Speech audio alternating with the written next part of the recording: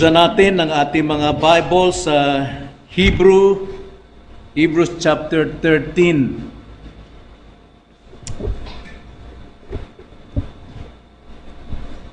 Medyo nakakalungkot po sa ating panahon ngayon dahil masigasig na naman ang virus sa buong daigdig, maging sa ating bansa.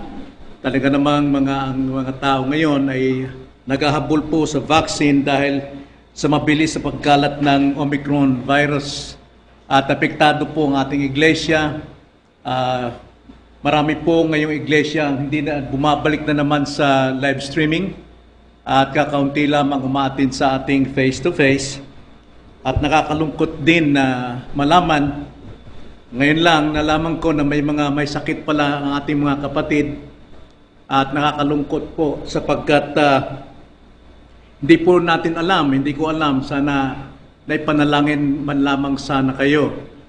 Kaya ng ating pong paniniwala sa James chapter 5 verse 13 na kung kayo may mga sakit, ipatawag ang inyong mga elder at para kayo puntahan. Pero sa ating panahon, kailangan lang tumawag o di kaya sabihin kung ano yung dapat na ipanalangin sapagkat kagalakan namin talaga na maglingkod sa inyo sa daan ng panalangin.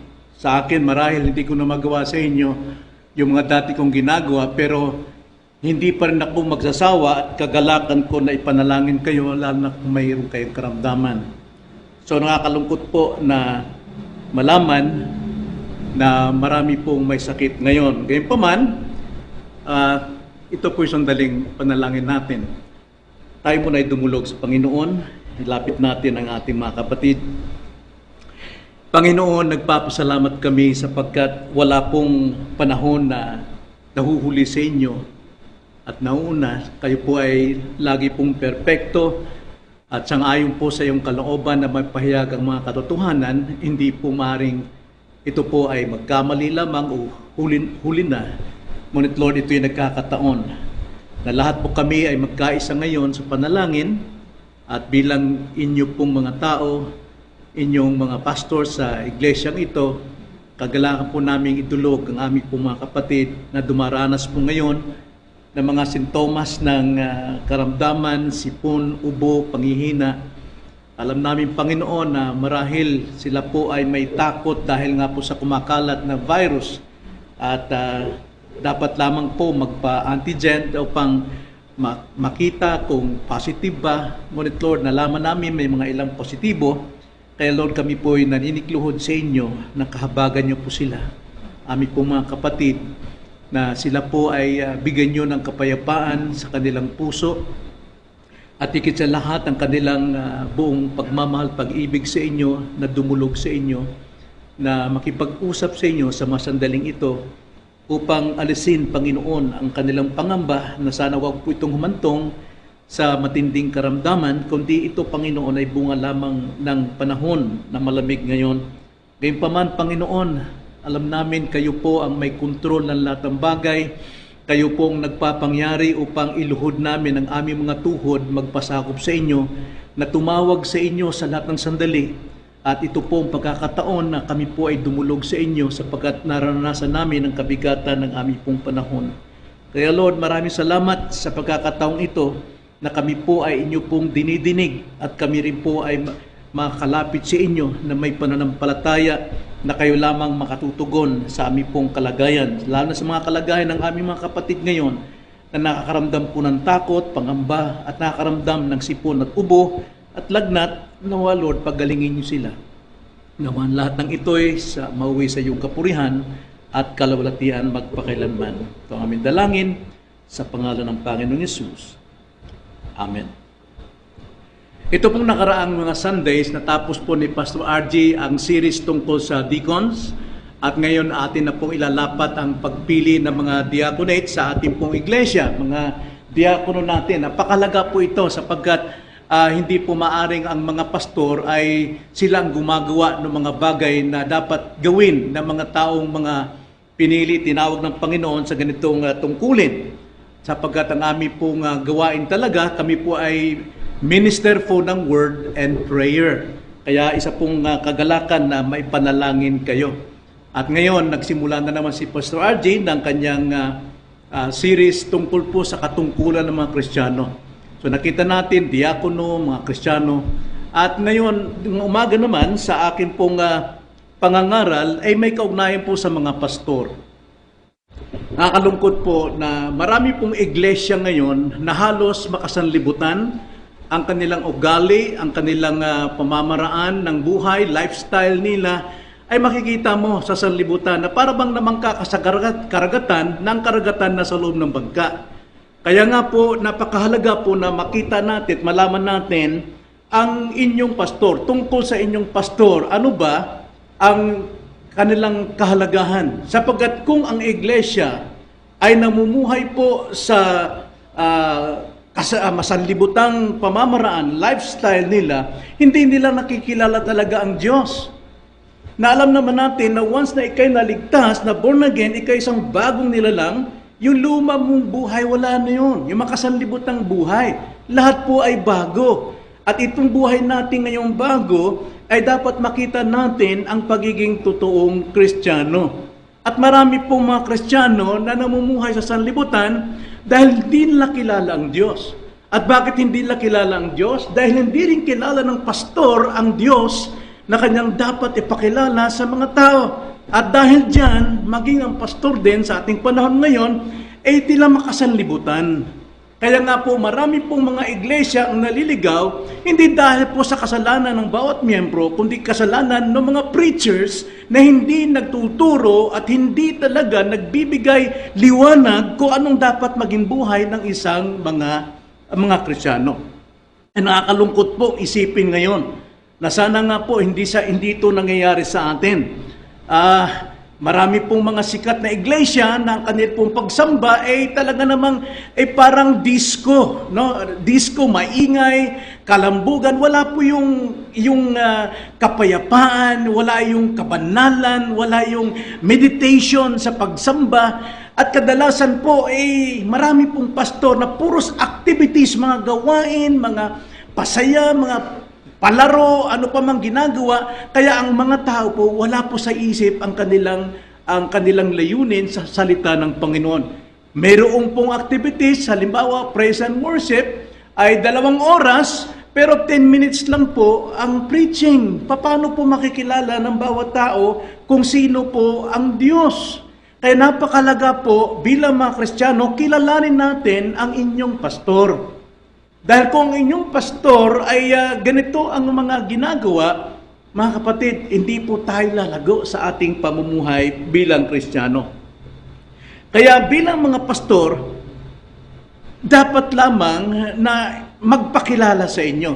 At ang aming pagpapakilala bilang pastor ay hindi sa aming sarili, kundi paano na dapat kilalanin ng pastor sa pamagitan ng salita ng Panginoon. May sinasabi ang salita ng Panginoon kung ano ang katangian ng totoong pastor.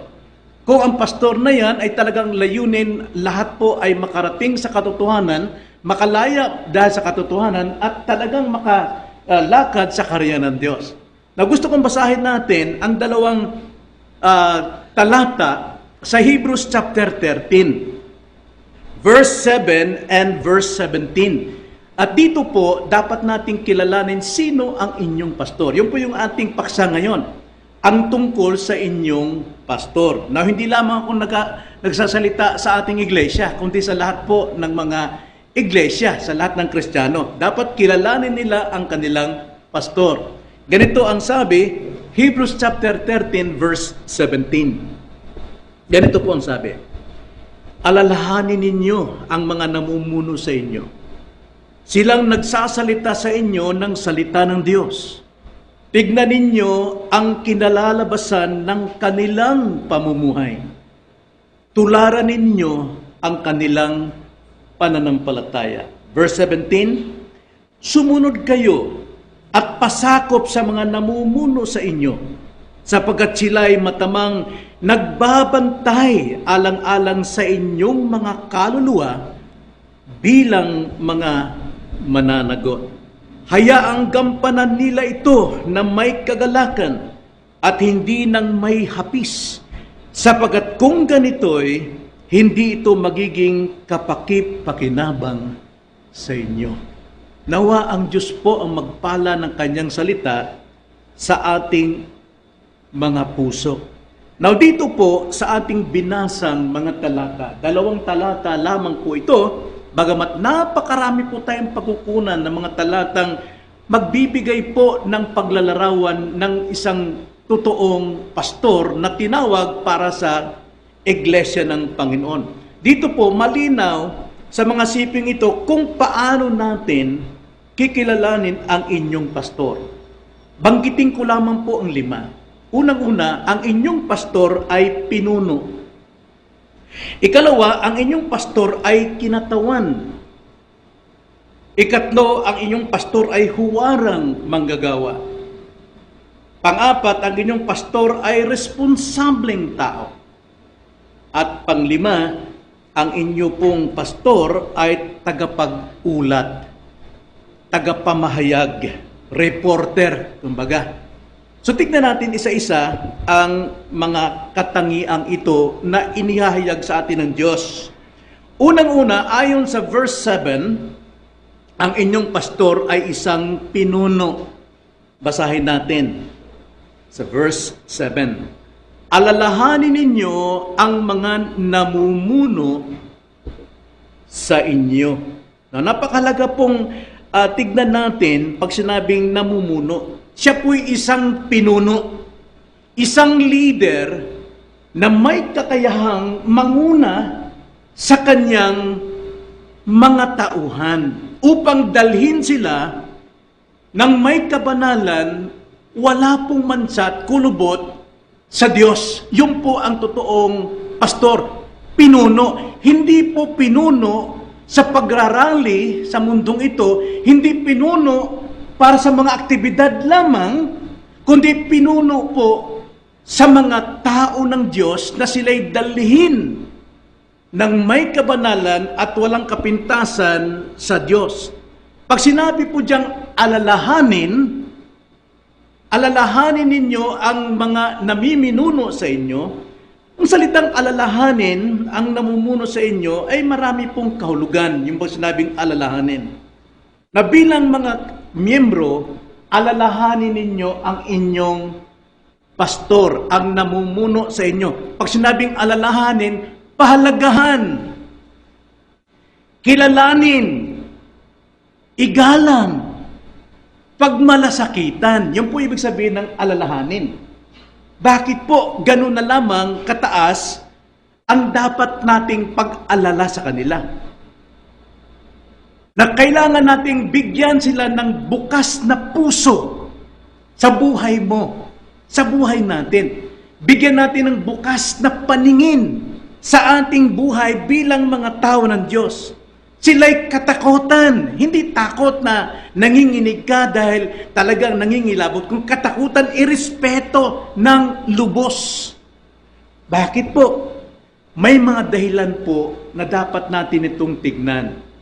Na bago po natin itayo ang isang pastor, ang isang pinuno, sila'y ating kinikilala. Mahabang proseso. At ang ating kadalasang batayan sa pagkilati sa kanila ay ang 1 Timothy chapter 3. 1 Timothy chapter 3, verse 1 to 7. Now, hindi ko isa-isahin ito, pero gusto ko lamang basahin upang wag nating kalimutan na sila'y ating pinili, sila'y ating binoto, pinagkaisahan. Sa mga katwid, nagkakaisa tayo dahil po sa katangiang ipinakita sa atin ng Diyos mula sa kanyang salita. Kaya karapat-dapat lamang sila'y alalahanin natin.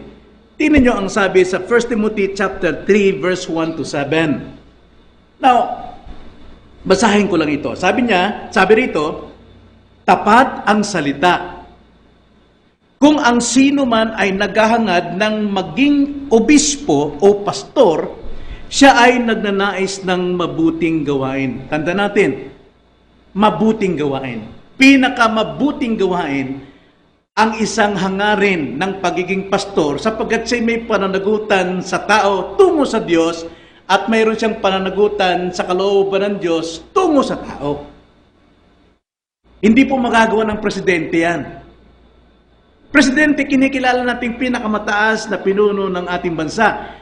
Pero ang pinakamabuti, there is only one good and that is God. Pero pagdating po sa pagiging pastor, pinakamabuti po ang sabi dyan, mabuting gawain. Kaya nga, para makita nating mabuting gawain, angkop siya, ang sabi sa verse 2, kailangan ng pastor ay walang kapintasan. Walang kapintasan.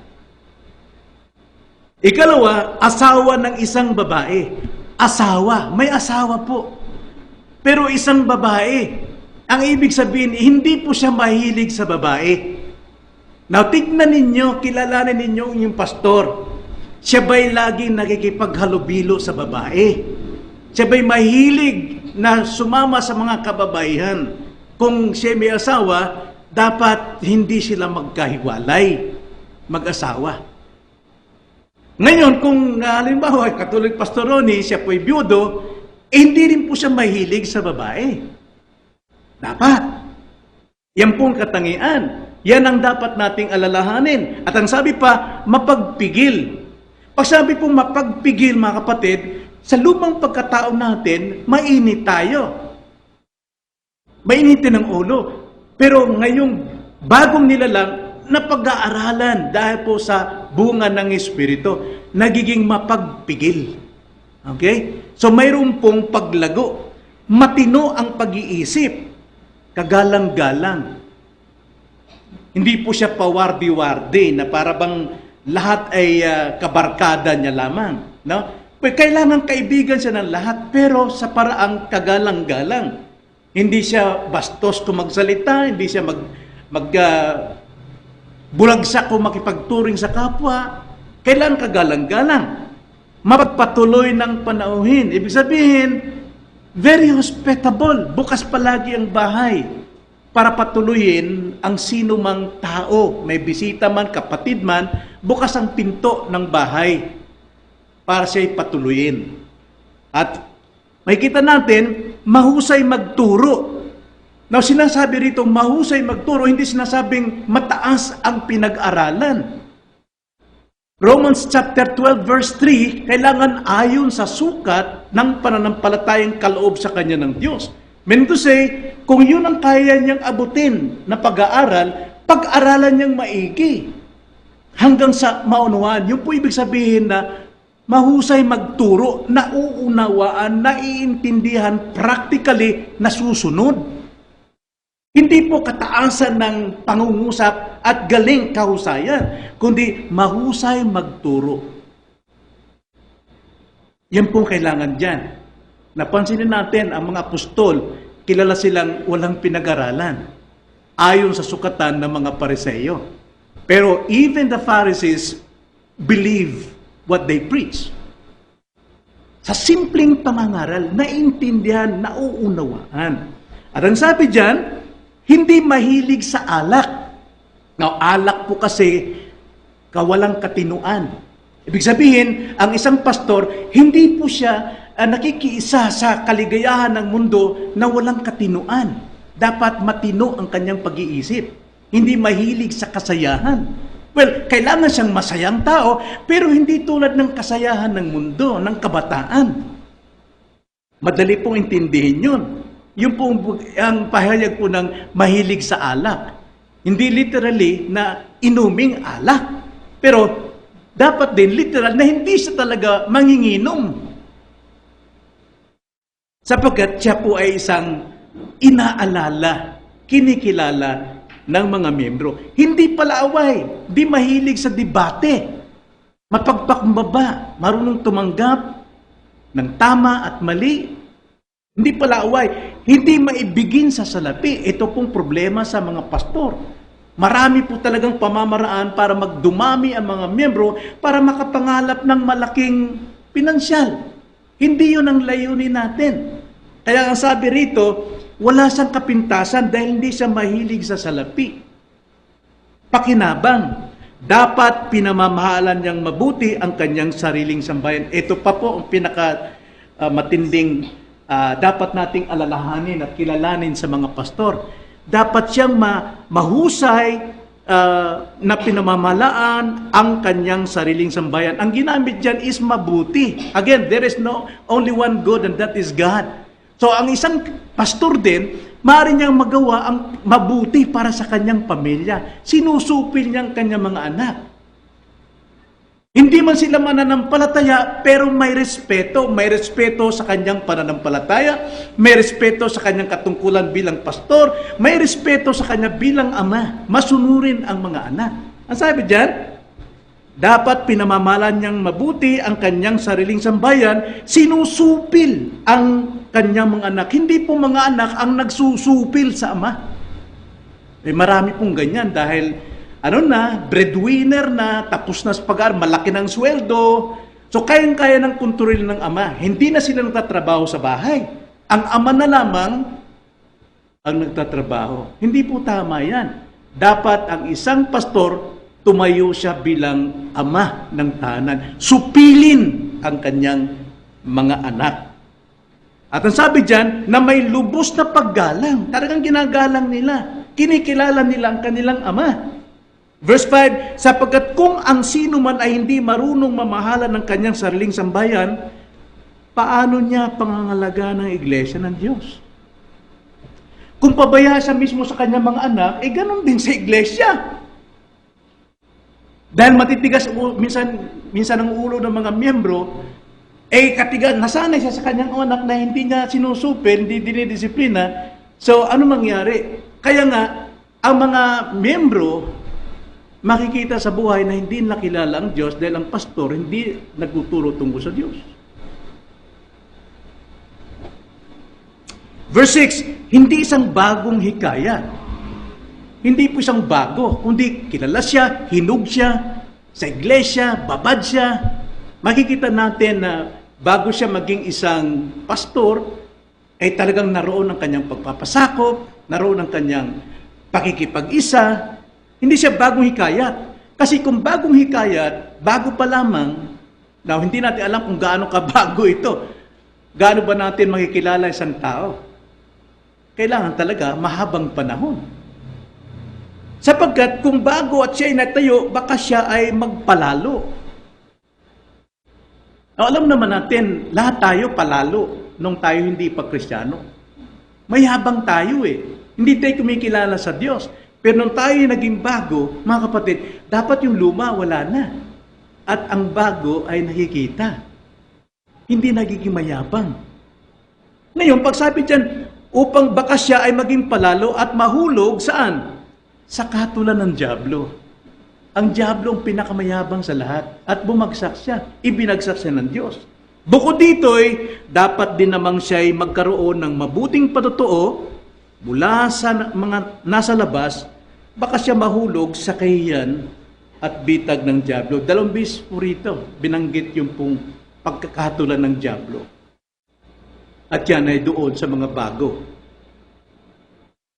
Now, hindi lamang itong katangian ito apply sa mga pastor, kundi apply din sa mga miyembro.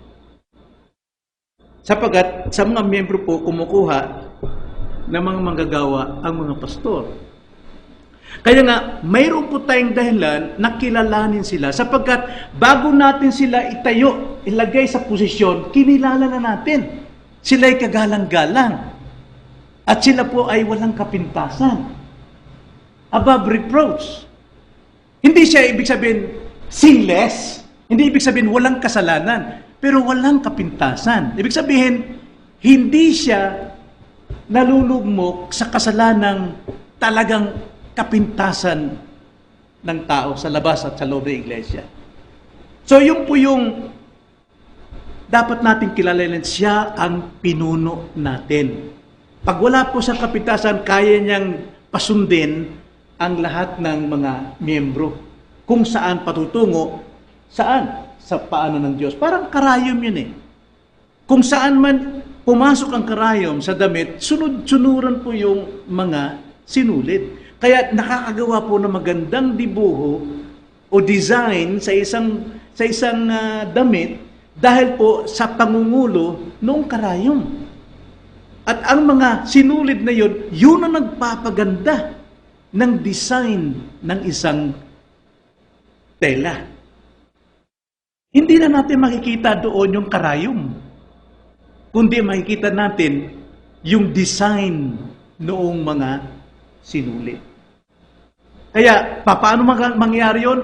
Kilalanin natin ang ating pastor, siya ay pinuno. Ikalawa, ayon sa Hebrews chapter 13 verse 7, B, ang inyong pastor ay isang kinatawan. Pag sinabing kinatawan, representative. Ang sabi po dito, alalahanin ninyo ang mga namumuno sa inyo, silang nagsasalita ng salita ng Diyos. Sila po yung representative para sa salita ng Diyos. Sila po yung magsasalita sa inyo. Now, yung salita po dyan, sila ang nagsasalita sa inyo ng salita ng Diyos. Mahalaga po yung salitang the representative ng Diyos para sa atin. At the same time, siya rin ang representative ng tao tungo sa Diyos. Napakahalaga pong tignan niya. Kaya nga, ang mga pastor ay tinawag at sinugo ng Diyos. Hindi sila sa kanilang sarili, pastor ako ha, kilalanin niyo ako. Na wala pong nag-ordain sa akin before nung ako po'y maging pastor, kundi pinili ako at itinatag ng mga kapatiran. At hindi mo makalimutan si Tatay Tony na mga tatay nila ng Sister Aura, Sister Belen. Si Tatay Tony ang nanindigan talaga dahil ako'y paalis na dahil mayroon pong division ng church nung araw. Kasi yung dati naming pastor na kinikilala at ginagalang ay mayroon pong gawang kasalanan. At ayaw ko nang sumama sa kanya. So, hihiwalay ako. Pero itong si Tatay Tony, siya talaga ang nagpumilit, pastor, Brother Boy, paano kami wala nang titingin sa amin? Ayaw ko man, pero naawa daw sa kanila. Sila po yung nagtawag sa akin. Sila yung kumikilala sa akin na po isang leader. At pagkatapos, 2003, inordain po ako ng MCBC. 2003. Simula 1987, tao ang nagtaas sa akin o nagtayo sa akin bilang pastor, pero 2003, ang ngunmok na po ang nag-ordain sa akin. Ganun po ang pastor eh. Tao po ang kikilala sa iyo, uy, pastor ka, pwede ka maging pastor. At kadalasan, hindi ka pa man pastor, sumusunod na sila sa iyo. Kinikilala ka ng pinuno. At, higit sa lahat, kinikilala, tinatanggap nila bilang kinatawan. Kinatawan ng Diyos, sugo ng Diyos. Ngayon, kung ang inyong pastor ay kinatawan ng Diyos, ganito ang sabi, Luke chapter 10 verse 16. Ang sabi ni Jesus Christ, ang nakikinig sa inyo ay sa akin nakikinig. At ang nagtatakwil sa inyo ay ako ang itinatakwil. At ang nagtatakwil sa akin ay itinatakwil ang nagsugo sa akin. Napakabigat po yon. Dahil ang pagtawag po ng Panginoon, ito'y magmumula sa mismong mga tao. Kaya sila ang humihirang upang itayo na bilang leader. At kung itinayo nila bilang leader, mayroon po dapat silang malaman na yan ay kinatawan ng Diyos. Kinatawan ng Diyos. Kaya nga, pag sila po'y kinatawan ng Diyos, nagsasalita sila ng salita ng Diyos para sa atin. Ngayon, kung hindi natin tinatanggap, tinatakwil natin ang nagsasalita sa atin, tinatakwil natin si Jesus. At ang nagtatakwil kay Jesus, hindi lamang siyang tinatakwil, kundi itinatakwil nila ang nagsugo kay Jesus. Walang iba kundi ang Ama. Kaya napakataas po ang dapat pagkilala natin sa isang pastor. Sapagkat siya ay representative mismo ni Kristo at ng Diyos. Dapat lamang siyang kilalanin. Sa ating panahon ngayon, barkada lamang ang pastor.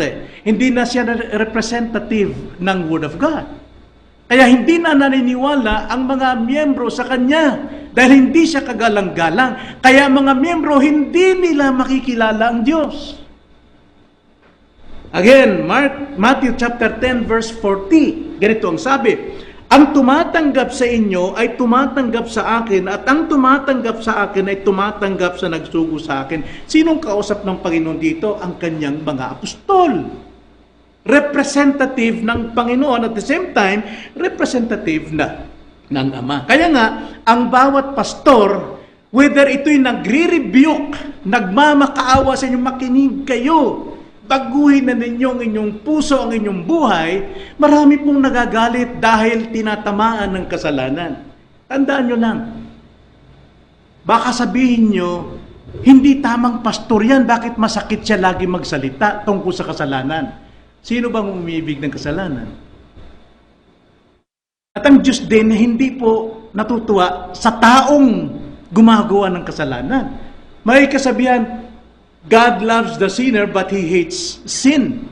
God hates sin, but He loves sinners. Mga kapatid, basahin po ninyo ang Psalms chapter 5, verse 5, na ang Diyos namumuhi sa taong gumagawa ng kasalanan.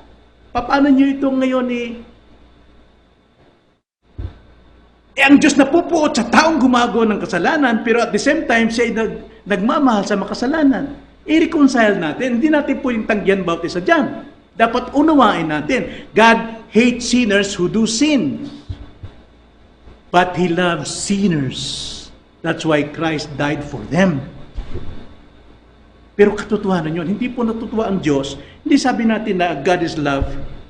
Ang Diyos ay God, is lang love. Hindi maaaring yan, pero He hates sin. And also hates sinners. Kaya nga, ang isang pastor, ang isang pinuno, sila po yung bibig ng Diyos. At dahil dyan, bagamat nangre-rebuke ang pastor, tanda natin bibig ng Diyos yan. At nakikiusap ang pastor na manumbalik kay sa Diyos, bibig ng Diyos yan. Sabi ni Pablo, 2 Corinthians chapter 5, verse 20, kaya't kami ay mga sugo para kay Kristo. Yamang ang Diyos ay nananawagan sa pamamagitan namin. Kaya't nananawagan sa pangalan ni Kristo na kayo'y makipagkasundo sa Diyos. Now, ang preaching po, pag nag-preach, hindi po siya nanghuhusga. Hinuhusga niya yung kasalanan. Kanya nga, dahil ang kasalanan inilalantad, anong tugon dapat natin? Magsisi. Dahil yun ang panawagan ng Diyos sa pamamagitan bibig ng pastor. So yun po ang may kita natin yan. Sila ang bibig ng Diyos. Sila ay propeta ng Diyos. Pag sinabi po siyang propeta, karamihan ng alam, interpretation ng marami. Ang propeta ay manghuhula kung ano yung darating. Yan ang paniniwala nila. Manghuhula kung ano yung darating sa panahon. Kaya magkakalindol, magkakaroon ng tsunami. Mga kapatid, kahit hindi mo sabihin yan, nangyayari na yan. Pero, hindi alam kung kailan. Pero, ang propeta ng Diyos, hindi sila nanguhula kung ano mangyayari sa unahan, kundi, pinapayag nila ang salita ng Diyos kung ano mangyayari sa unahan. Nakita niyo, magkakaiba yan Yung prophet of God, sila po ay kinakasihan ng Espiritu upang sabihin kung ano yung salita ng Diyos na dapat marinig ng mga tao. Sapagkat kung hindi pakikinggan, mangyayari din. Kung pakikinggan, mangyayari din. Propeta po ng Diyos yan, ang mga preacher. Halimbawa, sinabi ng isang preacher, magsisi kayo sapagkat kung hindi kayo magsisisi kayo mapapahamak. Totoo ba yun? Totoo ba yun? Pag hindi ka nagsisisi, talagang mapapahamak sa impyerno. Salita ng Diyos yun Pinapahayag ng preacher ang salita ng Diyos. Pero hindi siya magsasalita na alam nating hindi mangyayari. Pag ikay umibig, iibigin ka ng Diyos. If you believe Christ, you will be saved. Yun ang salita ng propeta ng Panginoon. Hindi siya nagsasalita ng sarili niyang damdamin. Ngayon magkakalindol. Diyan sa Las Piñas, mabibiyak ang kasada diyan. Nangyari nga nabiyak. So, tama siyang propeta? Wala siyang basis kundi hula lang. Pero natin, ang Diyos ang may kontrol lahat ng bagay. So, siya'y magsasalita ng kalooban ng Diyos. Ngayon, kaya nga pagdating sa pangangaral nitong pastor, pakinggan ninyo, baka kinakausap kayo. Baka kayo may tinatagong kasalanan, alam niya. Sapagkat ang salita ng Diyos pumapasok yan sa puso natin, sa kaloob-looban, upang ilantad tayo. Pero hindi alam ng pastor. So ikatlo, hindi lamang ang pastor ay pinuno, siya'y kinatawan, tagapagsalita ng Diyos para sa atin. Ikatlo, ang sabi sa verse 7, again, ang inyong pastor ay isang huwarang manggagawa. Isang huwaran. Verse 7, alalahanin ninyo ang mga namumuno sa inyo, silang nagsasalita sa inyo ng salita ng Diyos, tignan ninyo ang kinalabasan ng kanilang pamumuhay. Tularan ninyo ang kanilang pananampalataya. Now, okay, magkakamali. Tularan ninyo ang kanilang pananampalataya. Walang perfect na pastor. Nagkakamali, bumabagsak. Baka mamaya matutularan nyo yung kinabagsakan niya, kundi yung faith niya. No.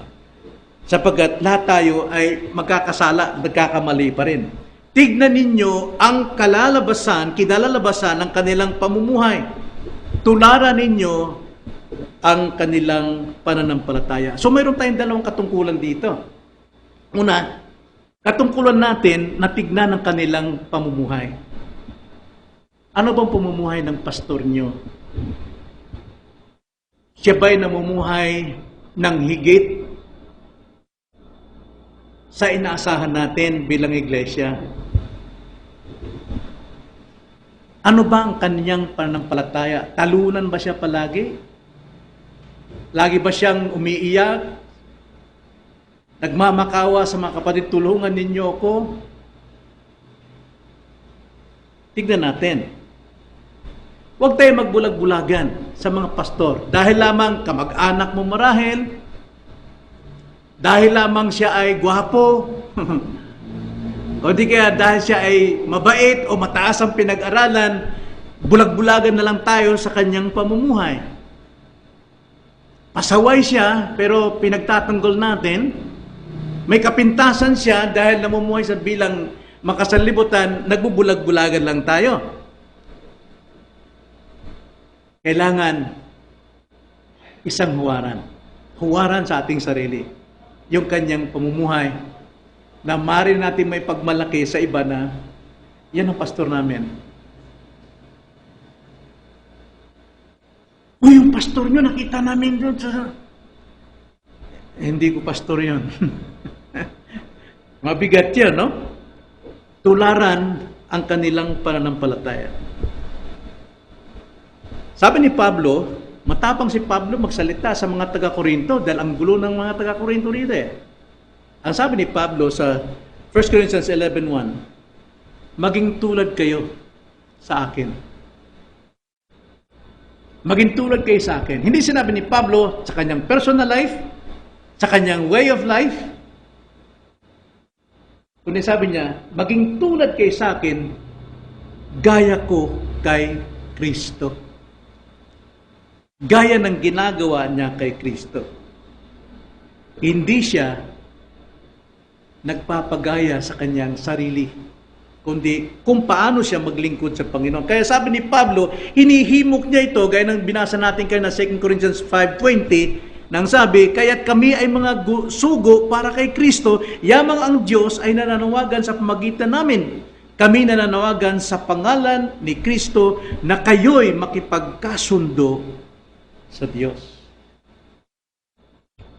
Kaya nga, ang isa pong layunin para maging pastor, hindi po magaan. Kagabi po, may meeting kami sa Leyte. Pastor, mga leaders, deacons, at audio lang kasi walang video mayroon tayong problema doon. So, kailangan makausap sila. At nawa, makinig sila ngayon. Dahil kung ano na pag-usapan namin kagabi, ito rin ang akin pong ituturo. Mabigat na problema, pero kailangan harapin. Sapagkat ang pastor, dapat niyang malaman na ang pastor ay hindi pa pasarap ng buhay. Pangangalaga, pangangasiwa ng mga tupa. Ang mga tupa kailangan kumain. Ang mga tupa dapat disiplinahin. Ang mga tupa dapat paliguan. Ang mga tupa dapat gabayan. Ang mga tupa dapat pangunahan kung saan pupunta. Dahil ang mga tupa madali pong maligaw. Kapag ang isang tupa ay lumihis ng daan, susunod yung marami sa kanila. Kaya dapat lang ang isang pastol nangunguna palagi at yun ang naging problema kagabi na kailangan tumayo ang isang pastor. Hindi dahil pastor ka, maganda pakinggan na pastor ang pangalan mo, position mo, okay ka na. Hindi po. Malaking responsibilidad. Dapat lang turaran ang kanilang pananampalataya. Dapat huwaran. Pangapat, ayon sa verse 17, pangapat, ang inyong pastor ay isang responsableng tao. Sabi po sa ating teksto, sumunod kayo at pasakop sa mga namumuno sa inyo sapagkat sila'y matamang nagbabantay alang-alang sa inyong mga kaluluwa bilang mananagot. Malaking responsibilidad po ang taglay ng pastor. At dapat lang itong gampanan. So may dalawang katungkulan na naman tayo rito bilang mga miyembro sa ating pastor. Una, katungkulan natin ang tungkol sa kanyang autoridad. Ikalawa, katungkulan din natin tignan ang kanyang responsibilidad. Autoridad, responsibilidad. Now, sa kanya pong autoridad, dapat ang utos dyan, dapat tayong rumispeto sa kanya. Ikalawa, dapat tayong pasakop sa kanya. Ang sabi dyan sa 17, sumunod kayo at pasakop sa mga namumuno sa inyo. Magkaiba po yung respeto at pasakop. Marami pong mga taong rumirespeto sa kanilang pastor, tinataas nila, pero hindi sila sumusunod. Hindi sila nagpapasakop. Dahil mas mataas sila sa kanilang kaalaman. Marami rin man nagpapasakop, bulag, pero walang respeto sa kanilang pastor. Hindi pwedeng magkahiwalay ang dalawang ito. Now, ang sabi dyan, dapat kilalanin ang kanilang otoridad. Mayroon silang otoridad. Ang kanilang otoridad, hindi ang kanilang pinag-aralan, hindi ang kanilang pagkatao, kundi ang kanilang otoridad kung paano nila sinusunod ang salita ng Diyos. Salita ng Diyos ang kanilang otoridad at kung paano nila ito ipinamumuhay. Hindi natin sila rerespetuhin dahil sa katandaan, matandaan na kasi, at hindi rin dahil sa kabataan. Kaya sabi ni Pablo kay Timothy, huwag mong ikahiya ang iyong kabataan, ipakita mo ng iyong otoridad ay sa Panginoon at hindi sa iyong kabataan.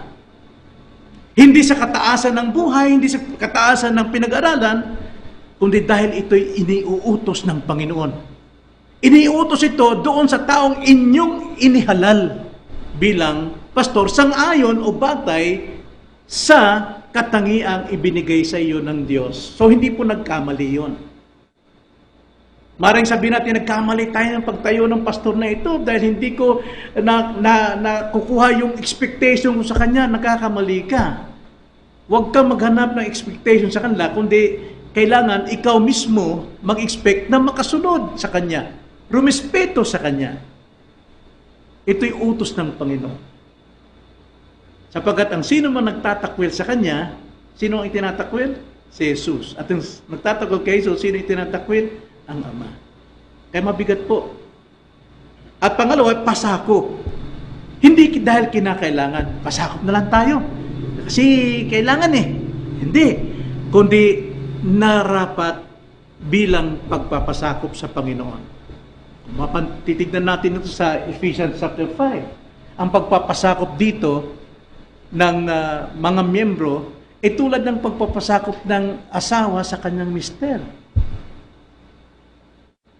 At tandaan natin palagi, ang pagpapasakop natin sa ating pastor ay laging inihahambing sa pagpapasakop ng iglesia sa Diyos.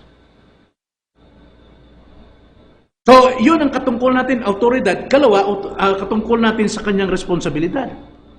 Ang sabi po dyan, sa kanyang responsibilidad, ito, sapagkat sila'y matamang nagbabantay alang-alang sa inyong mga kaluluwa bilang mga mananagot.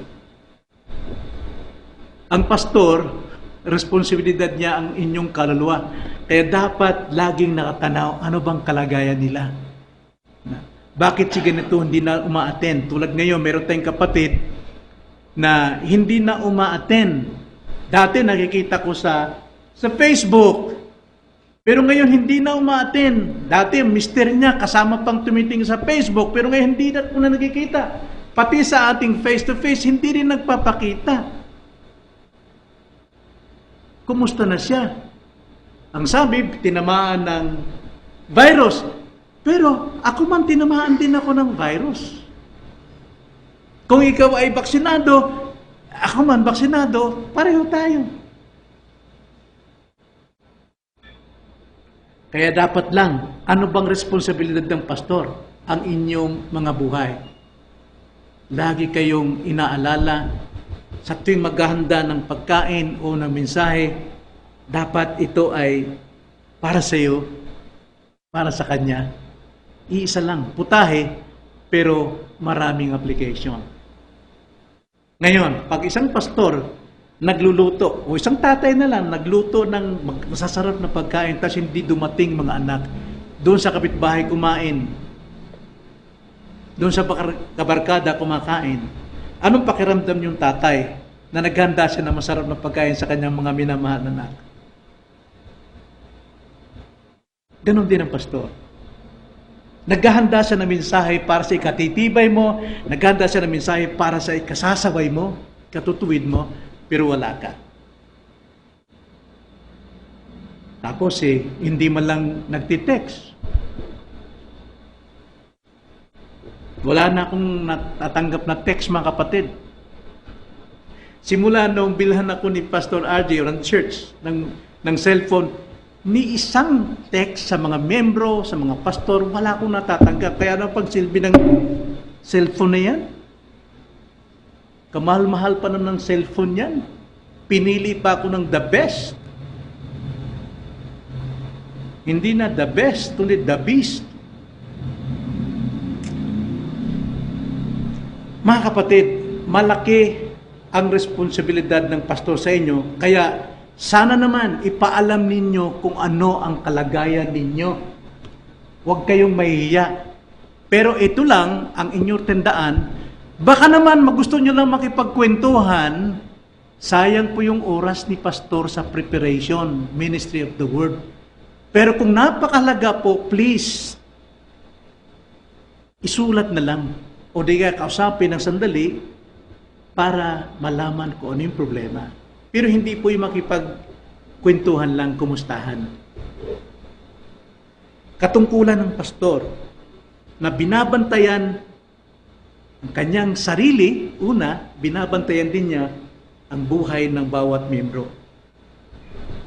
Sapagkat mayroon siyang pananagutan. Then, lastly, mga kapatid, sa verse 17, ang inyong pastor ay tagaulat, mamamahayag, reporter. Reporter po, basahin natin. Ang sabi po rito, hayaang gampanan nila ito na sa verse 17 na may kagalakan at hindi nang may hapis sapagkat kung ganito'y hindi ito magiging kapakipakinabang. Nagdugtong natin sa verse 7 sa huli.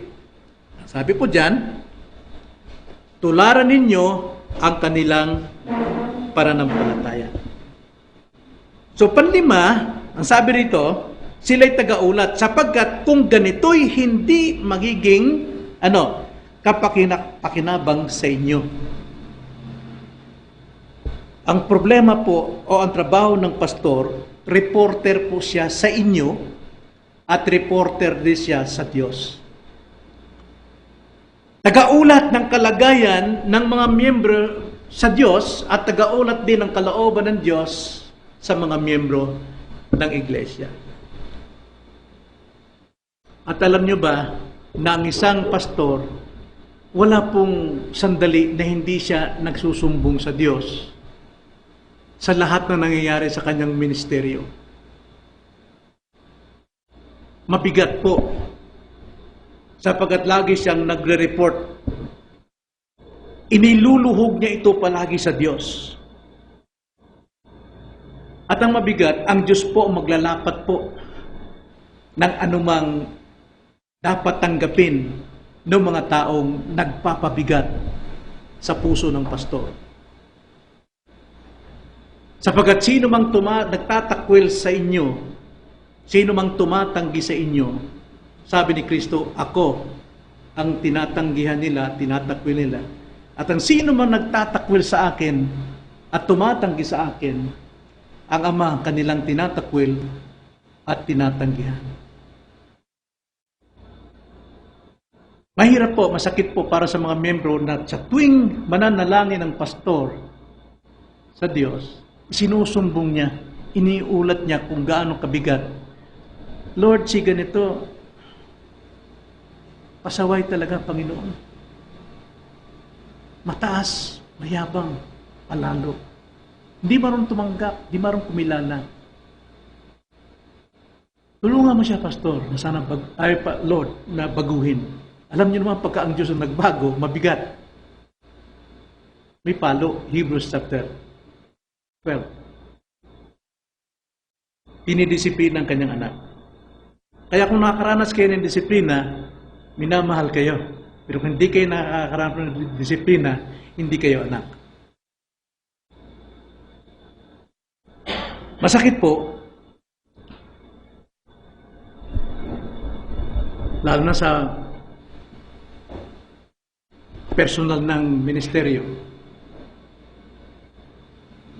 Magpipreach ang pastor. Wala yung mga taong inaasahan niyan, makatanggap ng pagkain. At walang ganang makinig. Mabigat po yun. Alam kong naramdaman ni Pastor Ronnie yan. Habang nagpipreach siya, nagmamakawa siya, Lord, tulungan mong maging epektibo yung sinasabi ko. Mabigat po. Masakit.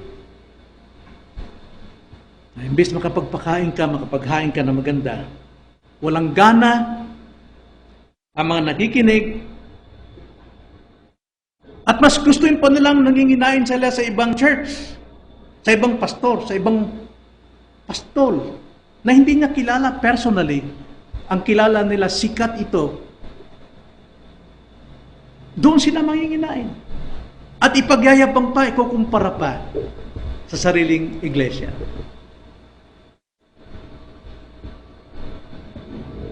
Alam nyo kung bakit ganon. Halimbawa, nakapakinig kayo ng ganito, ang galing nila. Sisiyering sa yung pastor. Sa palagay nyo kayo, matutuwa yung pastor? Uy, alam mo, pastor, si ganito, si MacArthur, ang galing niya, pastor. Sana ganyan ka? Masakit yun. Hindi ka namumuhay sa pananampalataya na ibinigay ng Diyos sa iyo. Saan ka tinawag, doon ka dapat lumago. At doon ka dapat maging kapakipakinabang. Subukan mo isang tanim. Itinanim mo sa isang lugar, tumubo. Ililipat mo sa kabila. Ano mangyari? Marahil, tutubo siya. Eka, mali ata. Doon naman sa kabila. Ano mangyari? Palipat-lipat ka ng mesa, panipat-lipat ka ng pastor. Yan ang sinabi ni Paul. Preach in season and out of season, sapagkat maraming mga mananampalataya maghahanap ng mga guro dahil sa kati ng kanilang tenga. Wala pong paglago yun. Wala po. Pero doon sa mga miyembro na talagang nagmamahal sa Diyos, nagmamahal sa kanilang pastor, kahit yun ang katayuan ng pastor, sila yung lumalago, sila yung nakikinabang, at sila yung talagang napapakinabangan ng iglesia. At sila'y sumusuporta sa gawain, sumusuporta sa lahat ng ginagawa sa loob ng iglesia. Sila'y nabubusog sa mensahe sapagkat kontento sila. Sila yung naglalapat ng mas malawak na application sa natanggap nilang pagkain sa Diyos, ay sa pastor. Alam mo sa bahay, at alam kong naramdaman nyo rin to, maliban lang kung may maraming pera, pwedeng umalis at kumain sa labas. Sa bahay, kahit anong ihain ng misis ko, itlog.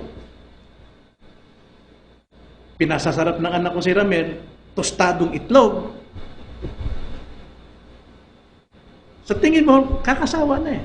Di ba? Pero namnamin mo, nguyain mo, mag-i-enjoy ka. Kahit doon sa kadalasan ng pagkain na iyong kinakain, i-enjoy mo. Masarap po. Dahil kontento ka. Marami rin po ang magagaling talaga dahil ginagatasan nila ang mga tupa. Maraming pastor po ginagatasan ng kanilang tupa, kaya napakaraming mga paraan para mapabilieve ang mga tao at magbigay sila. Gustong takal, siksik, liglig at umaapaw pa. Panggagatas yun. Pero sa biblical na pamaraan, pakainin mo ang mga tupa at sila mismo ang magbibigay ng gatas nila. At ito nakikita ko rito. Masayang-masaya sila sa mga messages na kanilang napapakinggan. At sila po'y very generous sa kanilang pagtulong, sa pagbibigay. Praise God sa mga miyembrong ganun na sila po talaga ay sumusuporta sa iglesia at hindi nanginginain sa iba at ikinukumpara.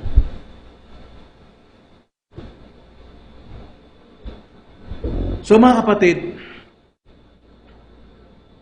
nakita natin kung sino ang inyong pastor. Siya po'y pinuno ninyo, siya po ay kinatawan ninyo, siya po ay huwarang manggagawa ninyo, siya po ay responsable sa inyo, at siya po ay tagaulat ninyo sa Diyos. Bilang mga pastor, hindi kami naghahanap kung anong pakinabang namin sa inyo. Ang hinahanap namin sa inyo, kung gaano kayo nakinabang sa mga pagkain inihain namin sa inyo. Yun po ang aming hinahanap. Kaya ngayon ang tanong ko, nakikilala nyo na ba ang inyong pastor? Siya ba'y nanggagatas sa inyo? Sapagkat ako mismo, nakaranas po ko niyan. Sa text, pinakita ko sa lahat. Nang sabi sa text, Pastor, akala ko ba ganito ka? Yung pala, pahingi ka nun. Mabigat po yun. Pero isang aral na dapat ang isang pastor hindi kontento sa kahingi. Kundi dapat makontento siyang magbigay na magbigay. Kung anong dapat nila matanggap bilang mga Kristiyano. Ang totoong lumalagong Kristiyano, tumutupad at nananatili sa kalinga ng kanilang mga pastor. Hindi sila naghahanap sa kalinga ng ibang pastor. Kung ikaw ay magpapasakop sa ibang pastor, hindi mo siya kilala, whereas yung pastor mo, simula, kilala mo na siya, wala kang dapat iwasan o pag itatago sa kanya. Kundi ang isang miyembro ay sumusuporta sa gawain ng pastor. Anong maitutulong ko, pastor, sa iglesia natin? Anong maitutulong ko sa ministeryo mo?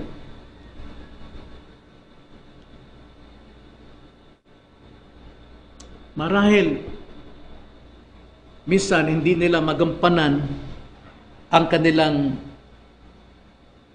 pangangaral na nararapat. Minsan hinahanapan natin, bakit gano'n na lang palagi? Hindi ko maintindihan eh. Bilang mga miyembro na dito na lumaki, dito itinanim ng Panginoon sa iglesyang ito, huwag po natin hanapan palagi ang mga pastor. Baka kulang po sila sa materyales. Hindi natin sila tinutulungan.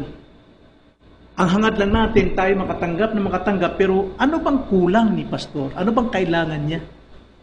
Para makagawa siya, makapag-aral siya ng higit pa. Nang sa ganon, maganda naman ang matatanggap natin. Hindi kailangan maghanap tayo para matugunan yung ating pangangailangan, kundi tugunan natin ang kanyang pangangailangan. Para sa ganon, tayo po ay makinabang. Sabi nga may kasabihan, ang tawag nun, sa English ba yan? The best defense is offense. Di ba? Ang pinaka-the best daw na depensa ay yung atakihin mo. Meaning to say, ang pinaka-magandang pakinabang natin, ano yung maitutulong natin.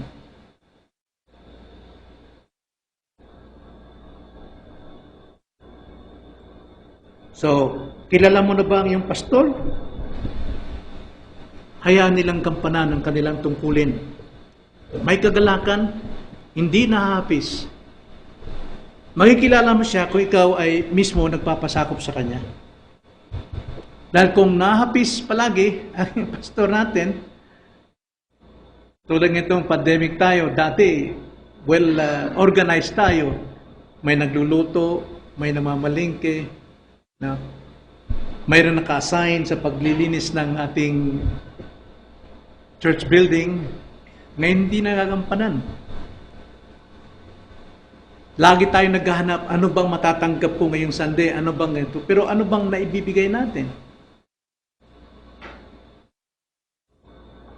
Kaya minsan ang pastor, prepared siya sa pag-arrange ng mga gamit at kulang siya sa preparation sa word.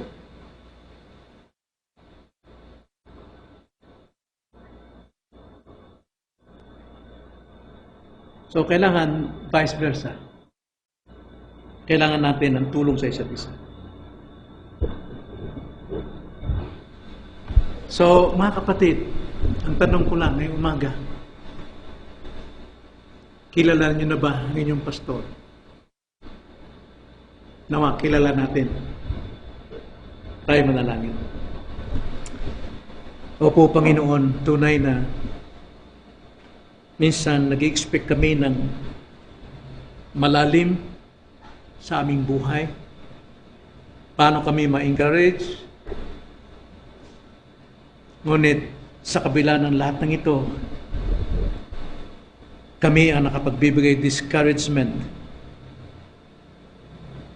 sa aming pastor, kaya hindi namin matatanggap ang expectation namin. Sana, Panginoon, amin silang palakasin, suportahan upang maisagawa niya ang kanyang makalangit na katungkulan para sa amin. Dalangin namin, Panginoon, na kami maging masigasig sa pagsuporta at hindi kami manginginain at magpapasilong sa ibang mga pastor, kundi sa itinakda mong pastor at sa itinakda mong iglesia na aming kinalalagyan. Ito ang aming dalangin sa pangalan ng Panginoong Hesus.